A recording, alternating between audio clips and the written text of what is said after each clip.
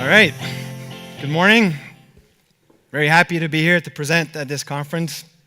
And my title of the presentation is How to Boost Your Network IQ. And really, I couldn't have had a better setup than that when you look back at the presentation that Matt presented or Amir around their network transformation, their modernization and virtualization that they're going through. And the challenge as you move into more of an on-demand network, virtualized network, how do you operationalize, maintain, and run a network on demand will become even more critical. And you heard it through the panel as well. How do you bring more intelligence? How do you build and bring more IQ to your network? So I'm not going to spend too much time on telling you what's happening in terms of the network transformation that the CSPs, the MSOs are going through, but we kind of bucket those into these 5 major activities. We all know fiber is getting closer to the customer, fiber to the home, fiber to the antenna, higher speed in metro, 100 gig, 400 gig. We're not talking about terabit. We're now looking at more and more as the next milestones is 5G, which will bring higher bandwidth, lower latency to the wireless network. Cloud, the fastest services revenue generator, and you're starting to see not only cloud and data centers being built all around the world, but more and more in the cities and closer to customers as well. And virtualization, and we heard about it a lot this morning, NFV, VNFs, and on top of that, you can virtualize functions, but if you don't bring intelligence, you're not going to get the full benefit of the virtualization. So I don't want to downplay the innovation in technology that's coming out of the fiber side and 5G, especially for my previous company where I was at Sienna and Nortel, and I know how hard they're working on trying to push the boundaries of optical technology. But to me, what's the real paradigm shift, what's really bringing this industry to the next level, is the virtualization and the intelligence. Because once we deploy virtualization and bring the intelligence with it, we will be able to provide a really on-demand network and customer experience. On-demand bandwidth, on-demand quality, on-demand features, workflows, and really set up the network to be generating incremental revenue at a lower OpEx. But in order to do this, as I said earlier, the complexity of managing that network is going to get harder. And in order to be able to do this, we'll need a higher IQ, more intelligence, smarter networks. The parallel I'd like to bring is what's happening in some of the smart cities today. In order to reduce congestions and speed up traffic, some cities are now putting in smart sensors, cameras, sensors on the road as well, in the pavement, feeding into the cloud all of the data information so that ultimately you can regulate your traffic lights and really provide a better efficiency in terms of how you manage your traffic flow. But what's also interesting now is you're starting to see is, as you can see on the right-hand side, connected cars coming into play. Driverless cars will also be part of that metro build-out, the metro cities. And so we often talk about hybrid networks, but here's an example of building smart cities that ultimately will have to rely on bringing new next-generation types of car systems, but also making sure that your legacy car and buses continue to work. But the idea here is that by bringing sensors, by bringing data, by providing analytics, ultimately you achieve better efficiencies of your network structure. And that's what I believe as an industry we're working together on, building a smarter world, building a smart infrastructure, but again, requires a smarter network, a much more higher IQ. So how do we define IQ? Well, I look at the top 10 highest IQ since measurements on the IQ has been used as a measure. And you'll recognize Da Vinci, Stephen Hawking, Kasparov, and this is only the top 10. But what's interesting, the researchers in the past, where they've gone through is, Are you actually born with higher intelligence? Or ultimately, you get greater intelligence by being in the right environment, by being nurtured with the proper education, and so that you can bring your IQ level to the next. And what the researchers have found, as we all know, is actually the combination of both. Not only you're born with a higher intelligence, but ultimately it's your environment, it's the way you are actually educated and the people that are around you that will get you to the next higher IQ level. So the parallel to us in our industry is exactly the same. You have to design the network to be more intelligent, a network that's self-organized, a network that has the built-in intelligence that not only you can get from machine learning, artificial intelligence, but could get ultimately into self-healing because it's got the proper visibility, the proper orchestration, and the proper security level. So you design the network to make sure that it's got the right capability to be smart, but you also need to add intelligence and systems to ultimately bring that level of smartness up. So when we are looking at test and monitoring and analytics in our industry, we believe that in order to increase your IQ in your network and bring that next level up of intelligence so that when you start looking at VNFs in a non-demand network, there are 4 major building blocks to achieve that higher level of intelligence. And the 4 are: 1, early stage network validation. Traffic monitoring, whether it's live traffic monitoring or ultimately injected traffic monitoring. Automation and orchestration. And most importantly, real-time analytics. So let me dive in, let me double-click on each one of them at a time. And the first one is early stage network validation. And for most of you that are in this industry, this is what we often call the simulator types of product.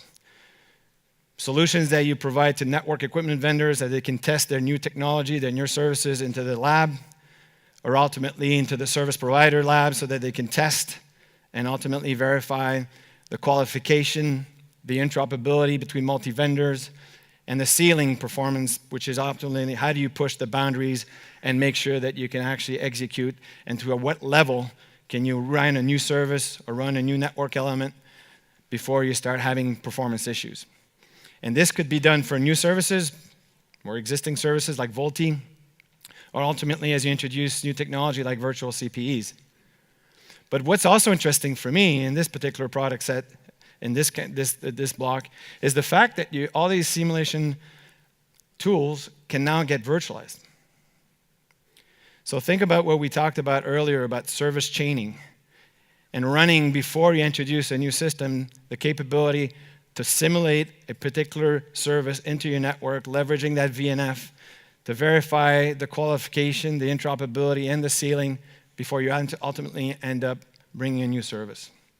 And we're starting to see a lot of these simulation tools now, whether you're simulating security, whether you're simulating a new service being done in a VNF environment or virtualized environment.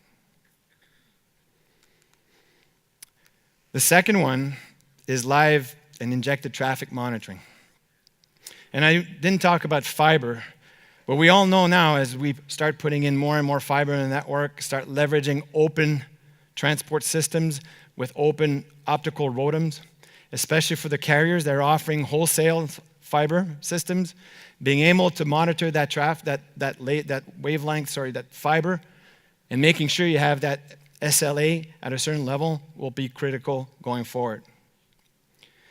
But what's more important to me is the data sources, like the example I had on the traffic, the metro grid, is the data sources coming from your probes in your network are going to be really important going forward.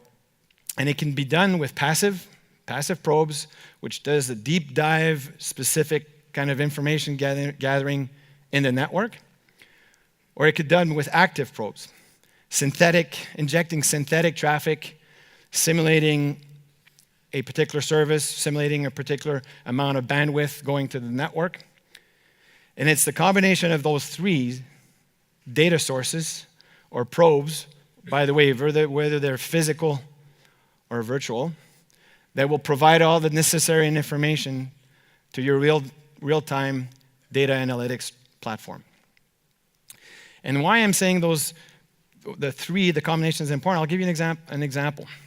If you're actually operating a wireless network and it happens to start having your testing with active by injecting synthetic traffic to start seeing a particular congestion in a network or latency, well, usually what you'll do once you start seeing that trouble, you'll now start probing your passive probes to get more information at the subscriber level, at the network level, or at the service level. So again, the combination of having all these data sources helps it bring better analytics and better proactive actions for the operator. The third key building block is automation and orchestration. And what we've done in a lot of networks, we've seen manual scripts being performed to more and more from simple tasks to more and more complex stuff. When you actually start and putting in on a turn up of a new service like Ethernet base, but being able to bring automation into these complex tasks and making them much more easier in terms of delivery, and especially in the service chaining delivery, will be critical. And when we often hear is service orchestration, when we talk about SDN and NFV, we believe as an industry we need to also focus on test orchestration. And I know a lot of focus has been put on the architecture around NFVI and SDN and NFV architecture, but being able to automate, orchestrate all of that information so you can test a service before you turn it up, and while it's operating, and then ultimately when you actually decommission that service, will be really critical in terms of offer the proper service level agreement between the customer and the service provider. So test orchestration will become really critical, making sure that all the probes are being acted upon properly with probe agents, and ultimately having a fully automated system. So my last one, the fourth one, is around real-time data analytics or real-time analytics. And why do I believe it's really important to have it real-time? Today's analytic platforms tend to go in and probe the network every 15 minutes. They'll probe network elements, they'll probe the probes, but ultimately as you move to more of an on-demand world, being able to do this real-time is absolutely critical. And I'll give you an example. The VNFs of the future are not going to wait to be polled to get the information. The VNFs are going to push the information to the analytics platform. And if you're not doing this, if you haven't designed your analytics platform to be in real time, you will struggle to provide the appropriate KPIs and actions to the network. So these insights for us are absolutely going to be relevant if they're actionable. It was really interesting for me. I came down from Montreal and I was reading an article in the Wall Street Journal. A few years back, the agriculture industry decided to provide a lot of new big data information for farmers, giving them data around the water, the seeds, the humidity in the earth, the soil, and providing them with data to allow them to really figure out when is the right time to seed, when is the right time to water the system. Fast forward a few years later, that whole industry of big data is actually stalled to declining. Why? Because the amount of data that was providing to the farmers becomes irrelevant. There's so much data that they don't know what to do with it. And if we're not careful, and you heard it from Amir this morning, the amount of data that's generated in the network is incredible. And how do we help the service providers take that data and generate KPIs that ultimately are truly converted into actionable items, actionable decisions to ultimately make the network smarter. And you have to do this in what we call the 3D. So we have to do it at the subscriber level, you got to do it at the service level, and then ultimately at the network level. But there's another aspect of analytics that is becoming really, really critical as we move to more and more of an on-demand world. And that's about making sure you have real-time active topology.